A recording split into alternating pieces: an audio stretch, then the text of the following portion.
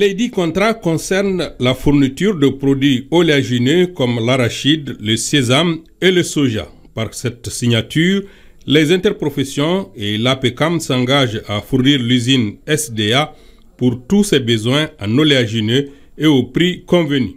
De son côté, SDA s'engage à payer intégralement les quantités fournies par les producteurs. Nous nous sommes engagés à pouvoir contribuer à sécuriser l'approvisionnement de l'industrie de la société SDA en matière première afin que le rêve que nous portons tous, qui est d'avoir une économie malienne forte à travers le secteur d'agriculture, que ces rêves se réalisent.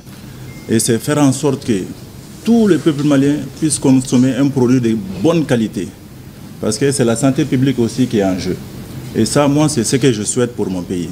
Et c'est pour ça que je suis là. C'est un début. Mais si on peut étendre partout, dans tous les secteurs au Mali, c'est le Mali qui va sortir gagnant. Les contrats ont été signés entre SDA d'une part et les différentes filières, l'APECAM et les banques d'autre part. Ce sont donc au total 4 contrats qui ont ainsi été signés sous le regard attentif des ministres en charge de l'agriculture et des finances. Nous devrons restructurer toutes les interprofessions, que ce soit l'arachide, le sésame, le soja et d'autres filières, le riz, le maïs, pour que chacun puisse jouer pleinement son rôle et bénéficier du fruit de son travail. En signant une contractualisation, on donne une chance de développer la filière.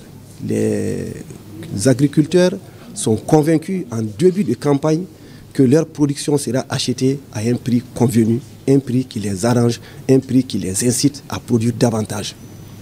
L'industriel sait à l'avance qu'il ne manquera pas de matières premières pour lancer son usine, pour lancer la production. Il n'hésitera pas à recruter, il n'hésitera pas à maintenir son usine, il n'hésitera pas à développer ses affaires et il va avoir de la production qu'il pourra vendre. Ces différents contrats, s'ils sont convenablement remplis, permettront à notre pays de figurer parmi les grands producteurs d'huile alimentaire. Aussi, le gouvernement envisage d'encourager ce genre de contrats entre d'autres entités concernées par d'autres matières afin d'encourager l'industrialisation de notre pays.